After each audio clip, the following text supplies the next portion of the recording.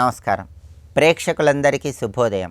ఈనాటి శుభయోగం శీర్షికన పురాణాలలో చెప్పబడినటువంటి జ్యేష్ఠాదేవి రూప వైభవం ఏంటో, జ్యేష్ఠాదేవి ఆవిర్భావ వైభవం ఏంటో, జ్యేష్ఠాదేవి అనుగ్రహం కలగాలంటే ఎలాంటి ప్రత్యేకమైన మంత్రాన్ని జపించుకోవాలో పరిశీలిద్దాం. పురాణాల పరంగా శ్రీ మహాలక్ష్మీదేవికి ఎంతటి ప్రాధాన్యత ఉందో లక్ష్మీదేవి సోదరి అయినటువంటి జ్యేష్ఠాదేవికి కూడా అంతే ప్రాధాన్యత ఉంది. దేవతలు దానవులు క్షీరసాగర మథనం చేసేటప్పుడు శ్రీ మహాలక్ష్మీదేవి కంటే ముందుగా జ్యేష్ఠాదేవి పాలసముద్రం నుంచి ఆవిర్భవించింది. ఈ జ్యేష్ఠాదేవి రూపాన్ని మనం పరిశీలించినట్లయితే జ్యేష్ఠాదేవి రూపంలో జ్యేష్ఠాదేవి కుడి చేతిలో చీపురు పట్టుకొని ఉంటుంది, ఎడమ చేతిలో కాకిని ధరించి ఉంటుంది. అలాగే జ్యేష్ఠాదేవి రూపంలో అమ్మవారి శరీరం మొత్తం కూడా ముడతలు పడి ఉంటుంది, కళ్ళ కింద లోతైన గుంటలు ఉంటాయి. జ్యేష్ఠాదేవి శిరోజాలు చెల్లాచెదురుగా ఉండి శిరోజాలలో ఒక భాగం మాత్రం ముడిలాగా వేయబడి ఉంటుంది. దీన్ని వసిక బంధ అనే పేరుతో పిలుస్తారని పౌరాణిక గ్రంథాలు తెలియజేస్తున్నాయి. జ్యేష్ఠాదేవి నలుపు నీలం రంగు కలిగినటువంటి శరీర ఛాయతో ఉండి నలుపు, నీలము, ఎరుపు రంగు వస్త్రాలను ధరిస్తూ ఉంటుందని, జ్యేష్ఠాదేవి వాహనము గార్ధభమని, కొన్నిసార్లు జ్యేష్ఠాదేవి సింహాలు లాగేటటువంటి రథంలో కూడా ప్రయాణం చేస్తూ ఉంటుందని పౌరాణిక గ్రంథాల్లో చెప్పడం జరిగింది. అలాగే కొన్ని చోట్ల జ్యేష్ఠాదేవి రూపాలలో అమ్మవారు ఒక చెయ్యి అభయముద్రలో ఉండి ఇంకొక చేతిలో తామర పువ్వును ధరించి ఉంటుందని కూడా పౌరాణిక గ్రంథాలు తెలియజేస్తున్నాయి. జ్యేష్ఠాదేవి అనుగ్రహం కలిగినట్లయితే అప్పుడు ఆర్థికపరమైన ఇబ్బందులు ఉండవు. జ్యేష్ఠాదేవి అనుగ్రహం కలగాలంటే ఆమె గృహంలోకి ప్రవేశించకూడదు. ఇంట్లో ఉన్న జ్యేష్ఠాదేవి గృహంలో నుంచి బయటికి వెళ్ళిపోవాలి. క్షీరసాగర మథనంలో జ్యేష్ఠాదేవి ఆవిర్భవించినప్పుడు జ్యేష్ఠాదేవిని ఉద్దాలకుడు అనే పేరు కలిగిన మహర్షి వివాహం చేసుకున్నాడు. ఆ తర్వాత ఉద్దాలక మహర్షి జ్యేష్ఠాదేవిని తన ఆశ్రమానికి తీసుకుని వెళ్ళినప్పుడు ఆశ్రమంలో యజ్ఞయాగాదులు జరిగే చోట జ్యేష్ఠాదేవి ఉండలేకపోతుంది. అప్పుడు ఉద్దాలక మహర్షి శ్రీ మహావిష్ణువు దగ్గరకు వెళ్ళి ప్రార్థిస్తే ఎక్కడైతే కలహాలు ఎక్కువగా ఉంటూ ఉంటాయో, ఎక్కడైతే పెద్దవారిని గౌరవించకుండా ఉంటారో అలాంటి ప్రదేశానికి జ్యేష్ఠాదేవిని తీసుకువెళ్ళమని ఉద్దాలక మహర్షికి చెప్తాడు. అప్పుడు ఉద్దాలక మహర్షి తన భార్య అయినటువంటి జ్యేష్ఠాదేవిని కలహాలు ఉండేటటువంటి ప్రదేశానికి, పెద్దలను గౌరవించని ప్రదేశానికి తీసుకువెళ్ళినప్పుడు జ్యేష్ఠాదేవి ఎంతో ఆనందంతో అక్కడ స్థిర నివాసం ఏర్పాటు చేసుకుంటుంది. కానీ ఉద్దాలక మహర్షి మాత్రం అక్కడ ఉండలేక తపస్సు చేసుకోవటానికి తపోభూములకు వెళ్ళిపోయాడని పౌరాణిక గ్రంథాల్లో చెప్పడం జరిగింది. అంటే ఏ గృహంలో అయితే కలహాలు ఎక్కువగా ఉంటాయో ఆ గృహంలో జ్యేష్ఠాదేవి స్థిర నివాసం ఏర్పాటు చేసుకుంటుంది. ఏ గృహంలో అయితే పెద్దలకు గౌరవం ఇవ్వరో ఆ గృహంలో జ్యేష్ఠాదేవి స్థిర నివాసం ఏర్పాటు చేసుకుంటుంది. తల్లిదండ్రులను, గురువులను ఎక్కడైతే గౌరవించరో, పూజా కార్యక్రమాలు ఎక్కడైతే జరగవో, ఎక్కడైతే యజ్ఞయాగాదులు ఉండవో, ఎక్కడైతే శుచి శుభ్రత ఉండదో అటువంటి ప్రదేశాలలో జ్యేష్ఠాదేవి స్థిర నివాసం ఏర్పాటు చేసుకుంటుంది. కాబట్టి జ్యేష్ఠాదేవి దరిద్ర దేవత గృహంలో లేకుండా ఉండాలంటే తల్లిదండ్రులను గౌరవించాలి, గురువులను గౌరవించాలి, పెద్దలను గౌరవించాలి, కుటుంబ కలహాలు ఉండకూడదు. అప్పుడే జ్యేష్ఠాదేవి అనుగ్రహం కలుగుతుంది. జ్యేష్ఠాదేవి అనుగ్రహం కలిగి ఆవిడ ఇంట్లో నుంచి బయటికి వెళ్ళి లక్ష్మీదేవి ఇంట్లోకి రావాలంటే ప్రతిరోజు సాయంకాలం పూట పూజా మందిరంలో ఆవు నెయ్యితో దీపాన్ని వెలిగించి ఓం ఐం హ్రీం శ్రీం జ్యేష్ఠాలక్ష్మీ స్వయంభువే హ్రీం జ్యేష్ఠాదేవ్యై నమః అనే మంత్రాన్ని 21 సార్లు పఠించాలి. ఓం ఐం హ్రీం శ్రీం జ్యేష్ఠాలక్ష్మి స్వయంభువే హ్రీం జ్యేష్ఠాదేవ్యై నమః. ఈ మంత్రం 21 సార్లు ఇంటి యజమాని పఠించినట్లయితే ఇంట్లో ఉన్నటువంటి జ్యేష్ఠాదేవి బయటికి వెళ్ళిపోతుంది, గృహంలోకి జ్యేష్ఠాదేవి ప్రవేశించదు.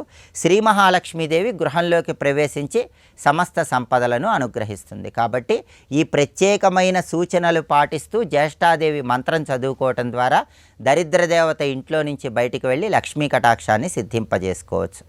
రేపటి శుభయోగం శీర్షికన జన్మకుండలిలో శని స్థానం బట్టి ఎటువంటి ఫలితాలు కలుగుతాయో, జన్మకుండలిలో శని దోషాలు ఎలా ఉన్నా కూడా ఆ దోషాలు తొలగింపజేసుకోవటానికి పాటించాల్సిన ప్రత్యేకమైన విధి విధానాలు ఏంటో పరిశీలిద్దాం. నమస్కారం.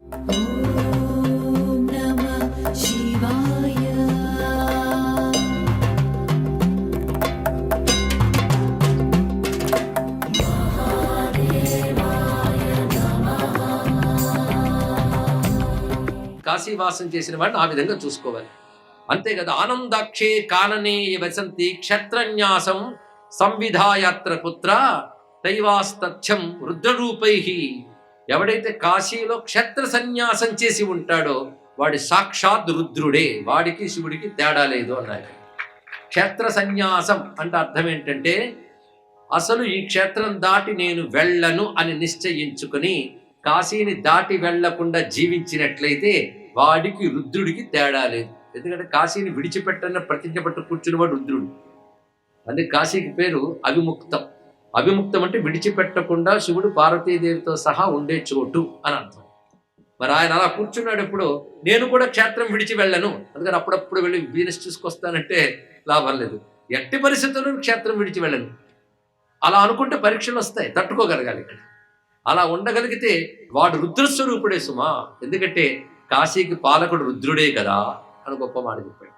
క్షేత్ర సన్యాసం అన్నది కేవలం విడిచిపెట్టనన్న సంకల్పంతో సరిపోదుట.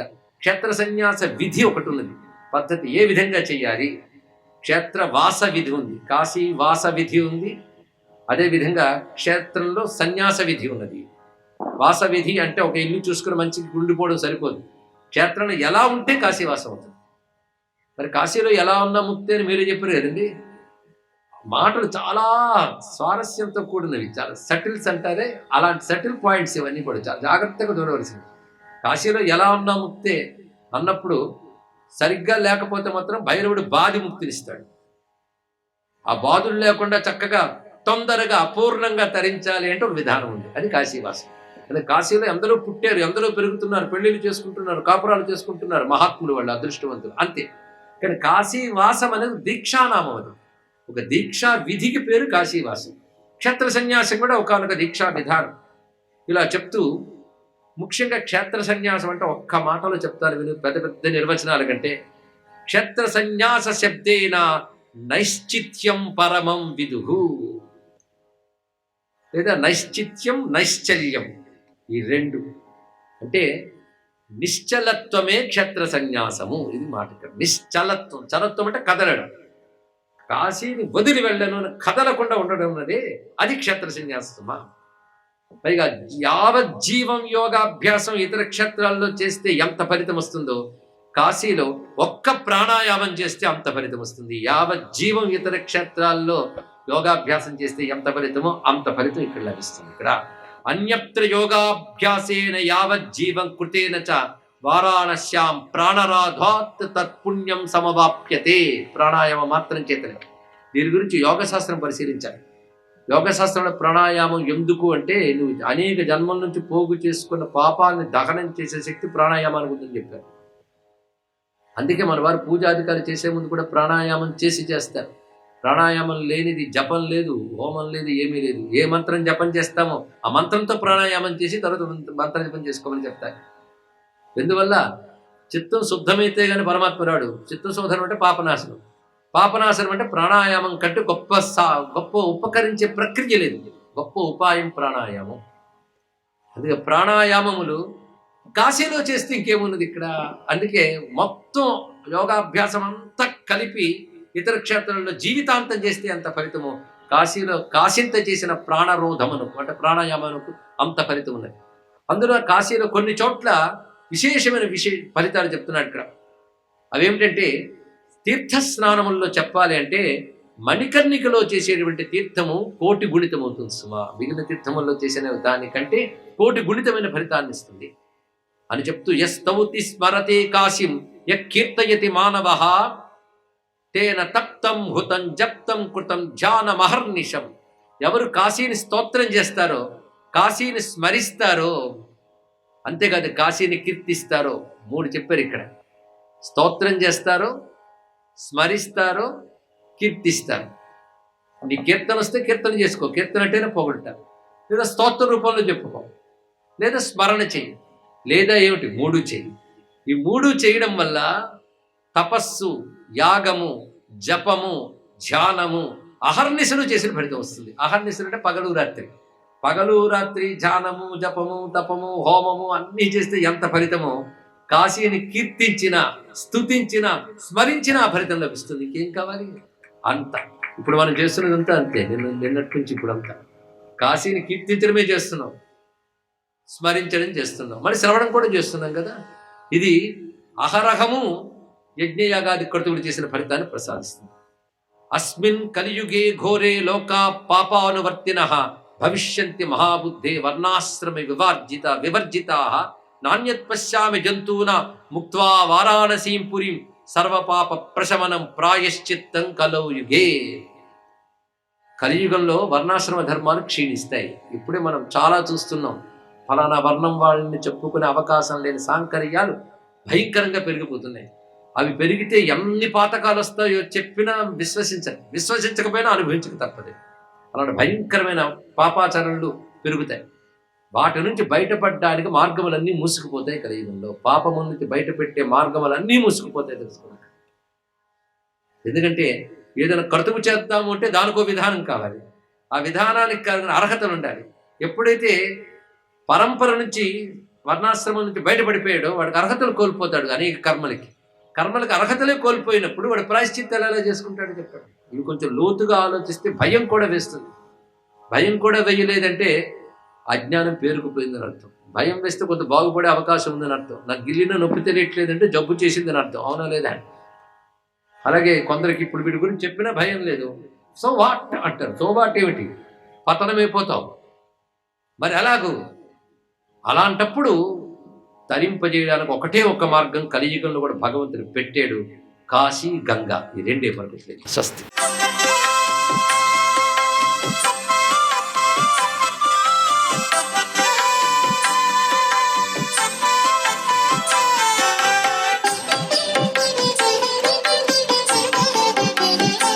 ఓం నమో నారాయణాయ. ఓం నమ శివాయ. శ్రీమాత్రే నమః. దివ్యశక్తి సంపన్నత కలిగినటువంటి చక్కని తల్లి, త్రిమూర్తి తత్వం, సాక్షాత్తు ఆదిశంకరాచార్యుల వారితో కలిసి ఆ జగన్మాత నడుచుకుంటూ వచ్చి, శంకర, ఎప్పుడైతే నా కాలి అందెల చప్పుడు నీకు వినపడదో అప్పుడు నువ్వు వెనక్కి తిరిగి చూశావంటే నేను మాత్రం అక్కడే ఉంటాను అనేటువంటి వాగ్దానం. అలా జరిగిన సంఘటన చరిత్ర నేటికి కూడాను నెల్లూరుకి దగ్గరగా ఉన్నటువంటి జొన్నవాడ అనేటువంటి దివ్యక్షేత్రంలో కామాక్షి తాయిగా, ముగ్గురమ్మల మూలపుటమ్మగా ఆ జగన్మాత సాక్షాత్కరిస్తూ ఉన్నటువంటి అద్వితీయమైనటువంటి ప్రదేశం. శుక్రవారం నాడు ఆ చక్కని తల్లిని మనఃపూర్వకంగా త్రికరణ శుద్ధితో దర్శించి, పరికింపల్లవలేశమై బరకు బ్రహ్మానందముల్ సైతమున్ తరుణీరత్నమ తావకీన పరమానందములుగాన నీ చరణాంభోజములంటి పల్మరు నమస్కారంబు గావింతునే పరమానంద సుధాబ్ది దేల్సవ మదంబ శ్రీ జొన్నవాడ కామాక్షి తాయి అంటూ నమస్కారం చేస్తేనే చాలు. విధి వ్రాసిన దుర్వ్రాత తొలగింపచేసి అమోఘవంతమైనటువంటి తెలివితేటలతో మీ జీవితం కూడాను సుసంపన్నం చేసే అద్వితీయ అనిర్వచనీయమైనటువంటి శక్తి తత్వంతో ఉన్నటువంటి కామాక్షి తాయి పక్కనే ప్రవహిస్తున్నటువంటి ఆ నదిలో స్నానం చేసుకొని, ఆ తల్లిని దర్శనం చేసుకొని అక్కడే గనక నిద్రించినట్లయితే రాత్రి సమయంలో మన్ని పట్టి పీడిస్తున్నటువంటి దుష్కర్మలన్నీ కూడా ఆ తల్లి తొలగిస్తుంది సుమా అని చెప్పేసి నేటికి అనేక మంది ఆ దివ్యక్షేత్ర సందర్శనం చేసి ఆ తల్లి యొక్క కరుణారస దృష్టికి పాత్రులై తరిస్తూ ఉన్నటువంటి గొప్ప పుణ్యభూమిగా చెప్పబడేటువంటి క్షేత్రం జొన్నవాడ కామాక్షి తాయి క్షేత్రం. సర్వే జనా సుఖినో భవంతు.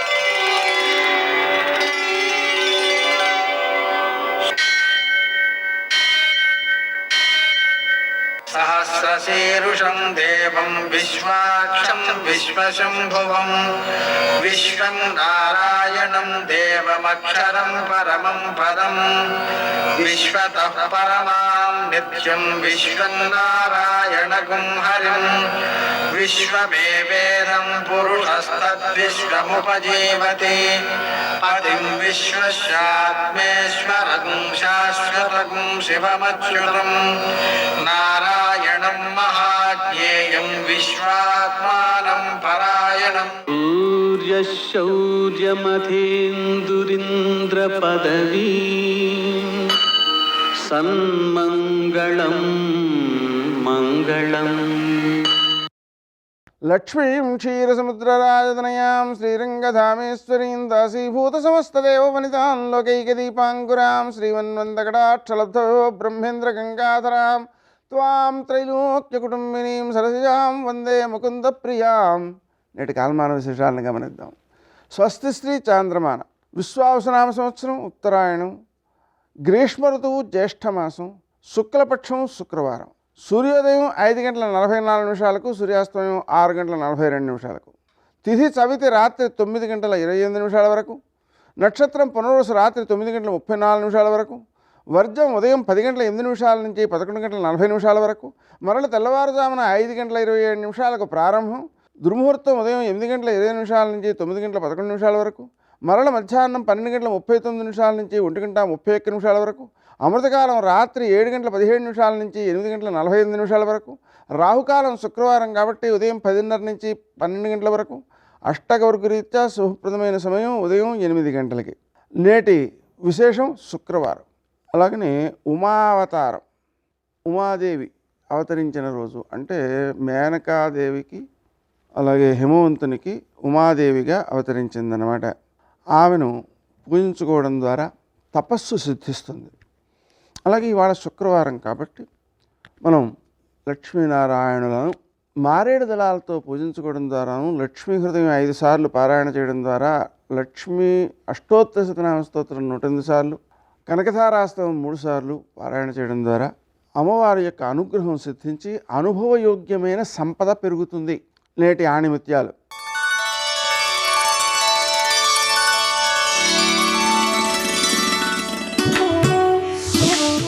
నీలోని బలహీనతలను నీచులకు తెలియచేయకూడదు, సమయం చూసి హేళన చేస్తారు.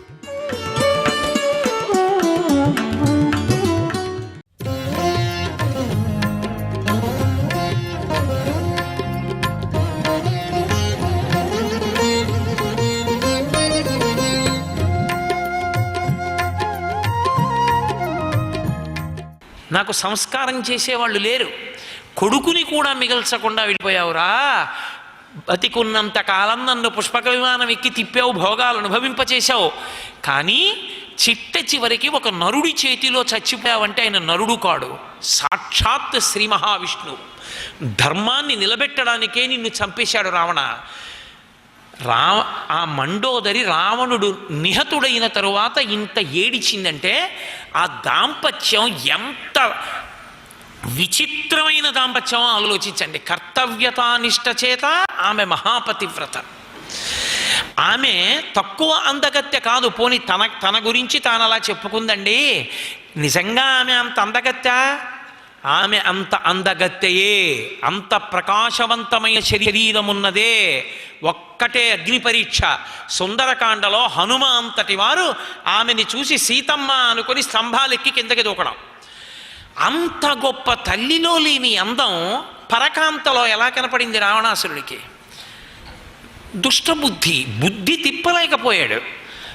నువ్వు చూసినటువంటి చూపులో అవతల వ్యక్తిలో అందం ఉండొచ్చు, కానీ నా తల్లి కామాక్షి, అబ్బా మా అమ్మ కామాక్షి మమ తేజోంశ సంభవం అంటాడు. ఎక్కడ విభూతి ఉన్నా నా తల్లి కామాక్షి నన్ను అనుగ్రహించడానికి ఇంత తేజోవంతంగా వచ్చింది అని నువ్వు అనుకుంటే ఆమె పాదముల వంక చూసి నమస్కరిస్తావు. నీ బుద్ధి ఇంకొకలా ఉంటే పతనమైపోతావు. దేనికైనా మనసే కారణం. ఆ మనసుని నిగ్రహించలేకపోయావు రావణ, ఇంద్రియములను నిగ్రహించలేకపోయావు, మరణించావు. బ్రతికుండి అలా బతికాడు, చచ్చిపోయి పట్టమహిషి చేతన్ని మాటలు పడ్డాడు. మాటలు పడ్డాడంటే ఆమె నింద చేయలేదు, ఆ జీవితం ఎంత దుర్భరంగా ఆవిడ బతికిందో. అంతటి మహాపతివ్రత. నిజమే, మీరు ఆలోచించండి నిష్పక్షపాతంగా. ఏదావిడికో గుడి, ఏదావిడికి పూజ. భర్త వలన పోయింది ఆవిడ పూజ అంతా.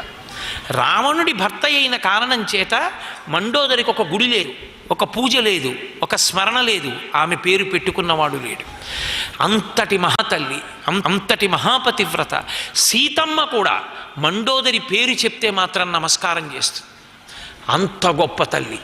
ఏది, ఒక్కొక్క పురుషుడి పక్కన స్త్రీ చేరినప్పుడు గృహస్థాశ్రమం యొక్క విలువ తెలుసుకోకుండా ఎంత కాలం కలిసి బ్రతకనివ్వండి, ఆ బ్రతుకు కాదు.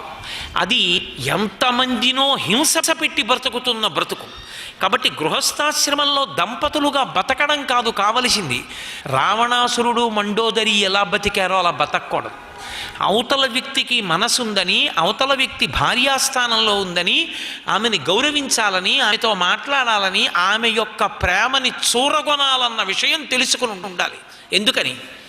ఒక్కటే కారణం, ఎప్పుడైనా సంధిబంధములు జారిపోతే, సీతమ్మ చెప్తుంది సుందరకాండలో, వధంచా మిథ్యాఘోరం తయాసౌ పురుషర్షభ విదిత సహి ధర్మజ్ఞ శరణాగత వత్సలహ అందావిడ. బ్రతకడమే ఉందిరా రావణ, ఎలా అయినా బతికేస్తావు. ఒంట్లో ఓపికండి కడుపులో ఏది పడేసినా జీర్ణమైపోయినన్ని రోజులు ఏ ఇంటి ముందుకెళ్ళి భవతి భిక్షాం దేహని పాసిపోయిన అన్న చేతిలో పడేస్తే తినేసి బతికేయచ్చు. కానీ చచ్చిపోవడం చాలా కష్టం సుమా, తెలుసుకోంది ఆవిడ.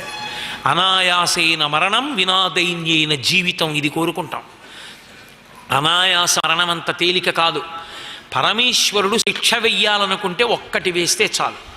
జీవుణ్ణి విడిపించకుండా వదిలేశాడనుకోండి, అలా ఉండన్నాడు అనుకోండి, శరీరంలో జర్జరీభూతం అయిపోయి, వధంచా మిచ్చితాఘోరం తయాసౌ పురుషర్షభ విదిత సహి ధర్మజ్ఞ శరణాగత వత్సలహ. బ్రతకడమే ఉంది, ఎక్కడైనా బతికేయచ్చు, సావడం కష్టం. అది శరీరం మంతం పట్టేస్తే చేసేదంటూ ఉంటే భార్య ఒక్కతే. ఓపిక ఉండనివ్వండి, ఉండకపోనివ్వండి, ఆమె ఒక్కతే. మహానుభావుడు ఎంత గొప్పవాడు.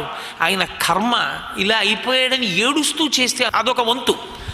కానీ ఈ దుర్మార్గుడికి ఇప్పుడు నేను అవసరం వచ్చాను అన్న మాటలు వినపడుతూ కూడా బతకడం, ప్రతి నిమిషం చావడం.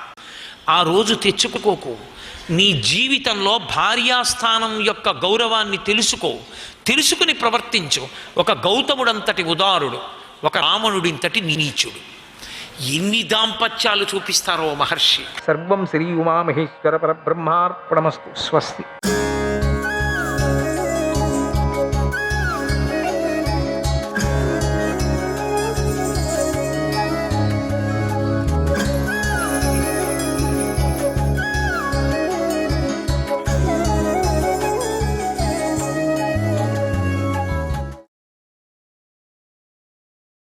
బ్రహ్మదత్త మహారాజు కన్నీరు కారుస్తూ తన కొడుకు చేసిన పిచ్చి పనికి చాలా బాధపడ్డాడు. ఇంతలో ఏమైపోయింది, పెద్ద పక్షి రానే వచ్చింది. మరణించినటువంటి కూతుర్ని చూసి మూర్ఛపోయింది. కొంతసేపటికి తెలివి తెచ్చుకొని మూర్ఛలో నుంచి లేచి హృదయ విదారకంగా, అంటే చాలా కంగారు పడుతూ విలవిలా అని కొట్టుకుంటూ విలపించింది, ఏడ్చింది. రాజుని, రాజపుత్రుణ్ణి, అతని దాదిని కూడా రకరకాలుగా నిందించింది. రాజుగారు ఒక్క మాట కూడా ఎదురు చెప్పలేదు. రాజుగారికి భయంగా ఉంది. అయినా సరే పూజనీయ పక్షికి ఉన్నట్టుండి ఆవేశం పెరిగిపోయి ఒక్కసారిగా ఆకాశంలోకి ఎగిరి సర్వసేనుడి మీదికి మెరుపు దాడి చేసి తన గోళ్లతో, ముక్కుతో ఆ కుర్రవాడి 2 కళ్ళు పీకేసింది. ఆకాశంలోకి పైకి ఎగిరిపోయింది కూడా. బ్రహ్మదత్త మహారాజు ఈ హఠాత్ పరిణామానికి విస్తుపోయిన త్వరలోనే తేరుకొని పూజనీయ పక్షికి నమస్కరిస్తూ, కళ్యాణి, నువ్వు మంచి పనే చేశావు. నా కొడుకు కళ్ళు పీకేసినందుకు నాకు నీ మీద రవ్వంత కూడా ద్వేషం లేదు. అయిందేదో అయిపోయింది, నువ్వు శాంతించు, మళ్ళీ వెనక్కు తిరిగిరా. మనం మళ్ళీ యథాప్రకారంగా స్నేహంగా ఉందాం అని బ్రతిమాలాడు. నిన్ను వదిలి నేను ఉండలేను రా అని. కానీ పూజనీయ పక్షి ఈ ఆహ్వానాన్ని అంగీకరించలేదు. రాజా, కారణం ఏదైనా కానీ నీ కొడుకు కళ్ళు పీకేశాక నీ ఇంట్లో నివసించడం నీతి కాదు. నాకు ఆవేశంతో చేశాను ఈ పని. నేను ఇక కళ్ళు పీకేసిన తర్వాత కొడుకుకి అదే ఇంట్లో నేను ఉండటం అనేది నీతి కాదు కదా, బాగుండదు. నీకు నీతి అసలే లేదు. నిన్ను నమ్మడం తెలివి కాదు. ఇక నీకు నాకు రామ్ రామ్. మనుషులు నమ్మకూడదు, ఎప్పుడేమైనా చేయగలరు మనుషులు అని చెప్పి ఆ పక్షి ఎటో వెళ్ళిపోయింది. అందుకని మనుషులు స్నేహం చేయకూడదు అని చెప్పి ఆ పక్షి ఎగిరిపోయింది. ధర్మరాజా, ప్రసంగంలో వచ్చిన పక్షి కథ కూడా చెప్పేశాడు. ఇక శ్రాద్ధ మహిమ విషయంలో మార్కండేయ మహర్షి ఏం చెప్పాడు ఆ కథ ఇప్పుడు చెబుతాను, జాగ్రత్తగా విను. మహనీయుడైనటువంటి మార్కండేయుడు నాకు ఇలా చెప్పాడు. భీష్మ, పూర్వం సనత్ కుమారుడు చెప్పిన 7 సోదరులు కథ విన్న తర్వాత వాళ్లను స్వయంగా చూద్దామని నేను కురుక్షేత్రానికి వెళ్ళాను. అక్కడ విశ్వామిత్రుడు అనేటువంటి బ్రాహ్మణుడికి 7 కొడుకులు ఉన్నారు. వాళ్ళ పేర్లు విచిత్రంగా ఉన్నాయి. ఆ పేర్లన్నీ వాళ్ళ గుణాల బట్టే వచ్చాయట. ఆ పేర్లు ఇలా ఉన్నాయి. వాగ్దుష్టుడు అనగా దుష్టమైన వాక్కు గలవాడు. క్రోధనుడు అనగా అతి కోపిష్టి. హింస్రుడు అనగా హింసా స్వభావం కలవాడు. పిశునుడు అనగా చాడూలు చెప్పేటువంటి వాడు. కవి అనగా జరగబోయేది ముందుగానే చూసేవాడు. కస్రుముడు అనగా ఆకాశమునందు సంచరించేవాడు. పితృవర్తి అనగా తండ్రిని అనుసరించేవాడు. వీళ్ళు 7 గర్గ మహర్షి శిష్యులు. వీళ్ళు తమ తండ్రి మరణించాక గర్గ మహర్షి ఆశ్రమంలోనే ఉంటూ బ్రహ్మచర్య వ్రతాదులను పాలిస్తూ కాలం గడుపుతున్నారు. ఈ సోదరులకు క్రమక్రమంగా చెడు సహవాసాలు అలవాటయ్యాయి. అవి ఎక్కడి దాకా వెళ్ళాయంటే గురువు గారికి తెలియకుండా అప్పుడప్పుడు మాంసభక్షణం చేసేదాకా వెళ్ళాయి. అలా ఉండగా ఒకరోజు గురువు గారు వీళ్ళని పిలిచి తమ హోమధేనువును అడవిలోకి తీసుకువెళ్ళి మేపుకు రమ్మన్నాడు. వాళ్ళ దూడతో సహా ఆవును తీసుకువెళ్ళాడు. అడవిలో కొంతసేపు ఉన్నాక వాళ్ళకి బాగా ఆకలి వేసింది. ఎవరూ లేనటువంటి ఏకాంత ప్రదేశం కనుక ఈ ఆవును చంపి ఈ మాంసం తినేస్తే సరిపోతుంది అని వాళ్లలో కొందరు ఒక ప్రతిపాదన చేశారు. గురువుగారి ఆవు, దాన్నే చంపాలనుకున్నారు తినటానికి. కానీ కవి కశ్రుముడు మాత్రం ఈ పని చేయవద్దురా బాబు అని బ్రతిమాలారు వాళ్ళిద్దరూ. కానీ తక్కిన వాళ్ళు లొంగలేరు. అయితే చివరివాడైనటువంటి పితృవర్తి ఒక సవరణ ప్రతిపాదన చేశాడు. ఒకవేళ మనం గోవును చంపడం ఖాయమైతే ఆ గోమాంసంతో మనము పితృదేవతలకు శ్రాద్ధం పెడదాం. గోమాంసంతో శ్రాద్ధం ఏమిటి అని సందేహించకండి. మనం ఏం తింటామో దానినే పితృదేవతలకు పెట్టాలి. ఇలా చేస్తే పితృదేవతలు సంతోషిస్తారట. దానివల్ల మనకు గోహత్య పాపం లేకుండా పోతుంది. ఈ గోవుకు కూడా స్వర్గలోకం లభిస్తుంది అనేది పితృవర్తి చేసిన ప్రతిపాదన. వాళ్ళలో ఒకడు చెప్పాడు, ఇట్లా చంపేస్తాం, చంపి ఆ మాంసాన్ని మన పితృదేవతలకు కూడా పెడదాం, తర్వాత మనం తిందాం, మనకు పాపం రాదు. ఈ ప్రతిపాదనకు అందరూ అంగీకరించారు, ఒప్పుకున్నారు. వారు వెనువెంటనే గోవును చంపి పితృశ్రాద్ధం నిర్వహించి ఆ ప్రసాదంతో ఆకలి తీర్చుకున్నారు. ఆ సాయంకాలానికి సోదరులంతా కలిసి ఆవు దూడును గురువు గారికి అప్పగించి, గురుదేవా, ఆవును పులి చంపేసింది, మేము ఎలాగో కష్టపడి ఈ దూడను రక్షించగలిగాము అని ఏడుస్తూ చెప్పేశారు అబద్ధాలు. అమాయకుడైనటువంటి గురువుగారు ఆ మాటలు నమ్మేశాడు. కొంతకాలానికి ఆ సోదరుడు 7 క్రమక్రమంగా మరణించారు. పై జన్మలో వాళ్ళు 7 దశారణ దేశంలో ఒక కిరాతకుడికి పుత్రులై పుట్టారు. వాళ్ళంతా బలవంతులు, వేటే వాళ్ళ యొక్క జీవితం. కానీ పూర్వజన్మలో చేసినటువంటి శ్రాద్ధానికి ఫలితంగా వాళ్ళకి పూర్వజన్మ స్మృతి కలిగింది వాళ్ళకి. దానివల్ల వాళ్ళు ఈ జన్మలో బోయవాళ్ళు అయినప్పటికీ తమ ఆహారానికి కావలసినంత మాత్రమే వేటాడేవారు. కొంచెం వాళ్ళకి బుద్ధి వచ్చినట్టుంది. మిగిలిన సమయంలో చేతనైనంత భగవద్ధ్యానం చేసేవాళ్ళు. పూర్వజన్మంలో తాము చేసినటువంటి గురుద్రోహాన్ని తలుచుకొని బాధపడుతూ ఉండేవాళ్ళు, ఎంత ద్రోహం చేశామని. ఈ జన్మలో వాళ్ళ పేర్లు కూడా వాళ్ళ ప్రవృత్తిని బట్టే ఏర్పడ్డాయి. అవి ఏమిటంటే, నిర్వర్తిరుడు అనగా వైరము లేనివాడు, నివృత్తి అనగా తృప్తి గలవాడు, శాంతుడు అనగా ప్రశాంతంగా ఉండేవాడు, నిర్మజ్ఞుడు అనగా కోపము లేనివాడు, కృత్రి అనగా మంచి పనులు చేసేవాడు, వైధసుడు అనగా శాస్త్ర విధి ప్రకారం నడుచుకునేవాడు, మాతృవర్తి అనగా తల్లిని అనుసరించి నడిచేటువంటి వాడు. ఈ జన్మలో వాళ్ళు 7 మాతాపితృ సేవా తత్పరులుగా ఉండేవాళ్ళు.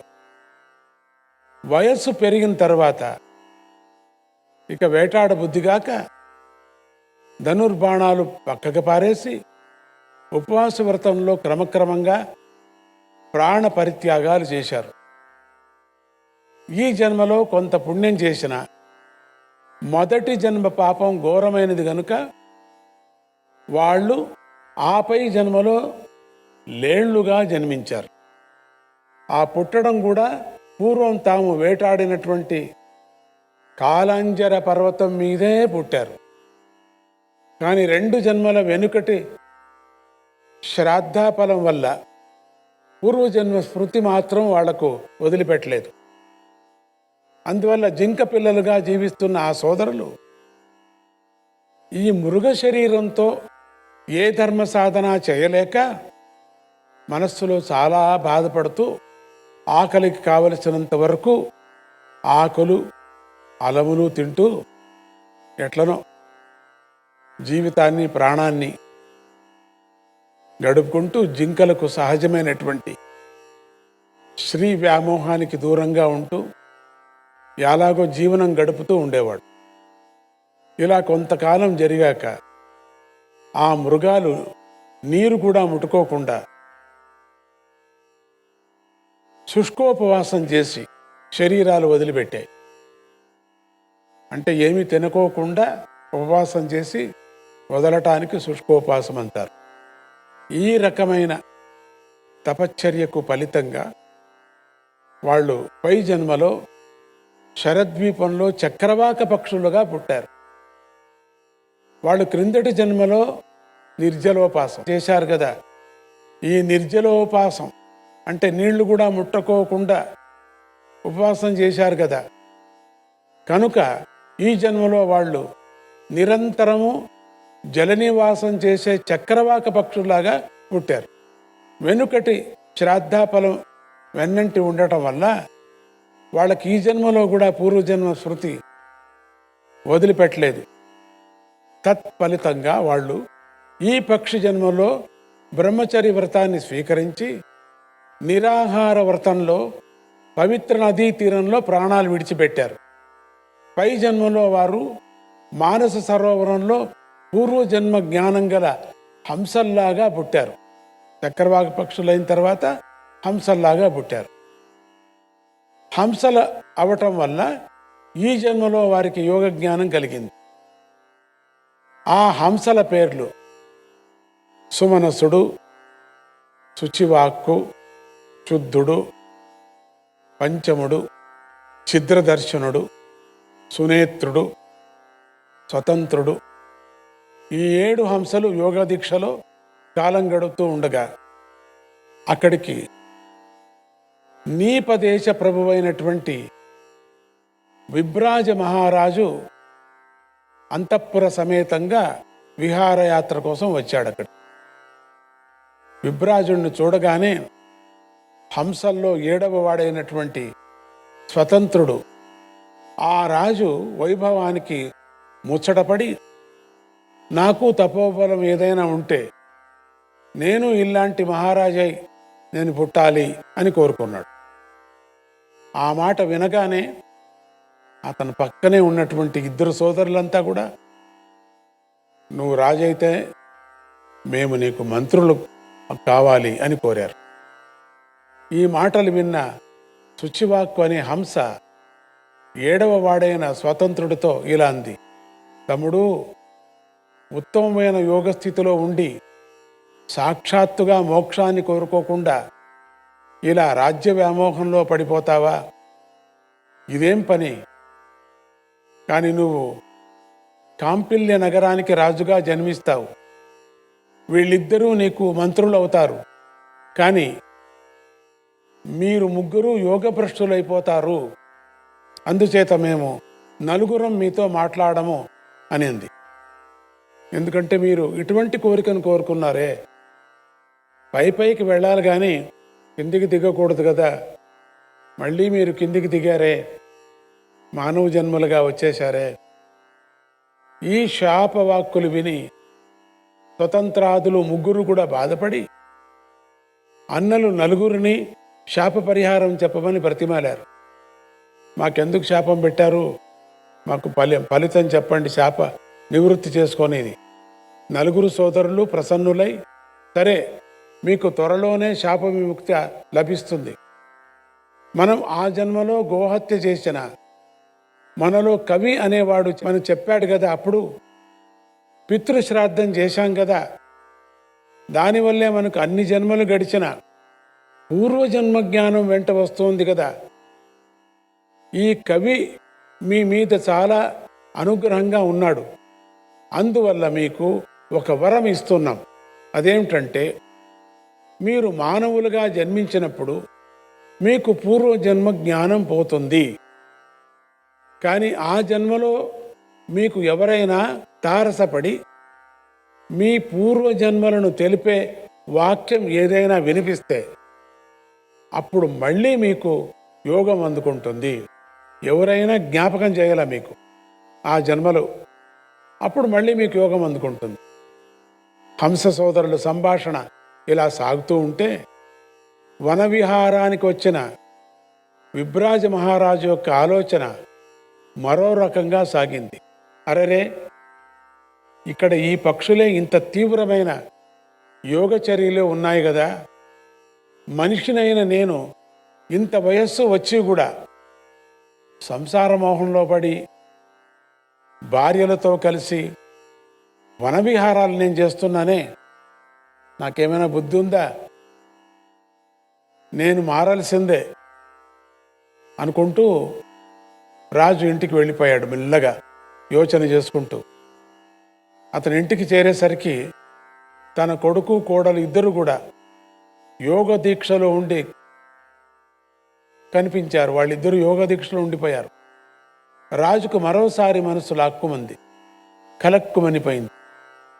అరే, ఎంత పని అయిపోయింది! మన పిల్లలే మనకంటే నయంగా ఉన్నారే అనుకున్నాడు. తొందరగా ఉన్నారే వీళ్ళు కూడా.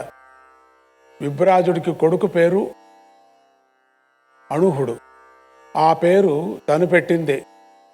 అణువు అంటే అతి సూక్ష్మమైన పరమాత్మ అని అర్థం కూడా. అట్టి అణువుని గురించినటువంటి జ్ఞానం గలవాడు. అణుహుడు అంటే బ్రహ్మజ్ఞాని అని అర్థం. తను ఏ శుభగడియలో ఏ సమయంలో ఆ పేరు పెట్టాడో కానీ ఆ కుర్రవాడు చిన్నప్పటి నుంచినే యోగజ్ఞాన ఆసక్తుడై యోగాచార్యుడై వృద్ధి పొందాడు. ఈ విషయం గమనించాక శుకమహర్షి తన కూతురు కృత్వీదేవిని అణుహుడికి ఇచ్చి వివాహం చేశాడు. ఈ కృత్వికి మరో పేరు పీవరి. ఈమె కూడా చిన్నప్పటి నుంచి యోగాశక్తి కలదై యోగంలో పైమెట్లు అందుకొని, అందుచేత శుకమహర్షి ఈమెకు తగిన భర్త ఎవడా అని మతన పడుతూ ఉండేవాడట. చివరికి ఆయనకు అణుహుడు వచ్చి తన కూతుర్ని ఆ రాజకుమారుడికి ఇచ్చేశాడు. ఆ యోగి దంపతులు ఇద్దరికీ ఒక కొడుకు పుట్టాడు.